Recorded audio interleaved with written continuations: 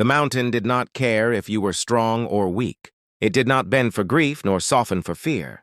It only waited, patient, cold, eternal, until a person either learned how to live within it or disappeared into its silence. Clara Hayes had learned the silence well.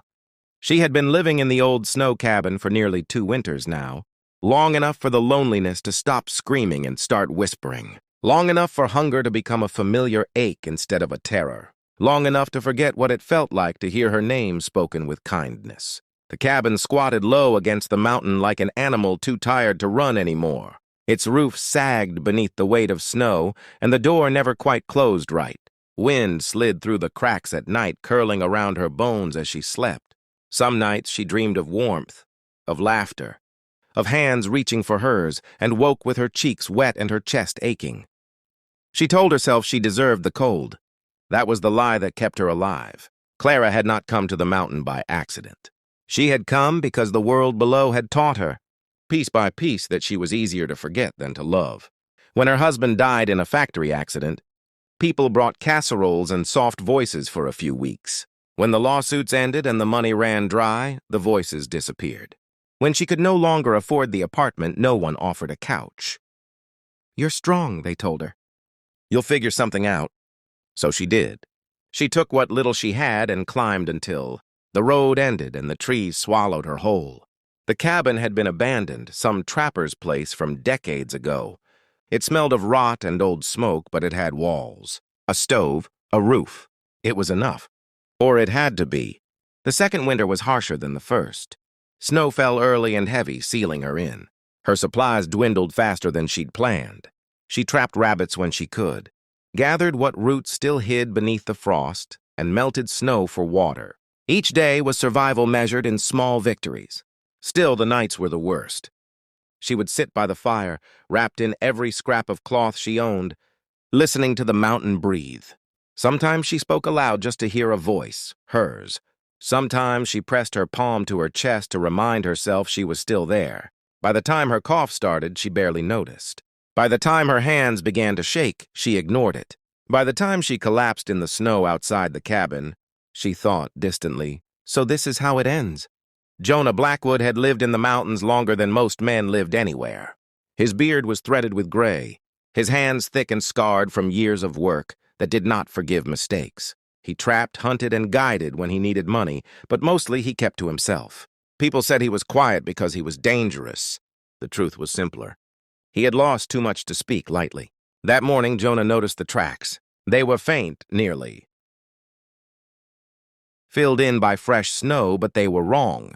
Too small for deer, too uneven, human, and leading toward a place no one had lived in for years. His gut tightened. He followed them slowly, rifle slung but untouched. When the cabin came into view, he saw the door hanging open, snow blown inside like a white shroud. And then he saw her. She lay half buried near the steps, her hair frozen to the ground, her skin gray with cold. For one awful second, Jonah thought he was too late. Then her chest shuddered. "Hey," he said sharply, already kneeling. "Hey, stay with me."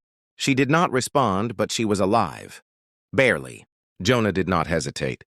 He lifted her with care born of experience, of knowing how easily life could slip through careless hands. She weighed almost nothing. That scared him more than anything. Inside the cabin, the cold was brutal. He worked fast. Fire first, then warmth, then breath. He wrapped her in his own coat, rubbed life back into her hands, spoke to her in a steady voice even when she did not hear him. "You're not done yet," he muttered. "Not today." When her eyes fluttered open hours later, they were full of fear. "Easy," he said quickly, stepping back so she could see his hands. "You're safe." She stared at him like he was a ghost. I thought I died," she whispered. Jonah shook his head. "Not on my watch." Clara slept for nearly 2 days.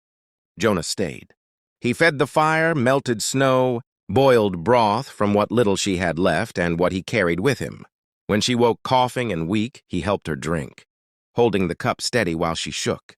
"Why?" she asked once, her voice small. He understood the question. "Because someone had to," he said. She turned her face away, tears leaking anyway. No one had ever said that to her before. Recovery was slow.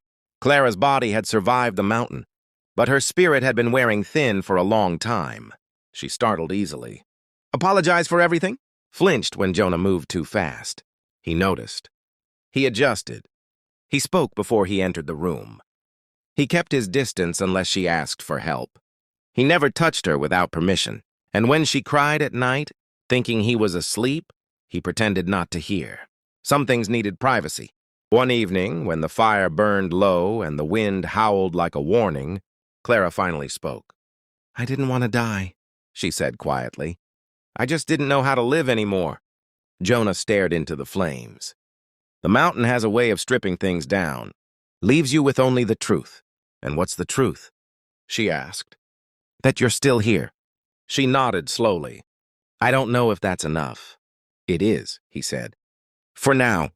The man who came looking for her arrived 3 weeks later. Jonah saw him first, a stranger moving wrong through the trees, carrying anger like a weapon. Jonah stepped outside, rifle visible but not raised. The man sneered. "I heard someone was squatting up here." Jonah's voice was flat. "Turn around. I'm her brother." The man lied. "She owes me." Behind Jonah, Clara froze. The sound of that voice unlocked memories she had buried deep. Jonah did not move aside. "No," he said. The man laughed. "You think you can stop me?" Jonah met his gaze without blinking. "I know I can." The silence stretched. Finally, the man backed away, muttering threats that dissolved into the trees. Clara collapsed onto the step, shaking. "You didn't have to do that," she whispered. Jonah knelt in front of her. "Yes," he said gently. "I did." Spring came slowly, like it was unsure it was welcome. The snow melted in patches. The air softened. Clara stood outside one morning, sunlight on her face, and felt something unfamiliar stir in her chest. Hope. "I don't want to hide anymore," she said. Jonah nodded. "Then don't." She looked at him. "What about you?"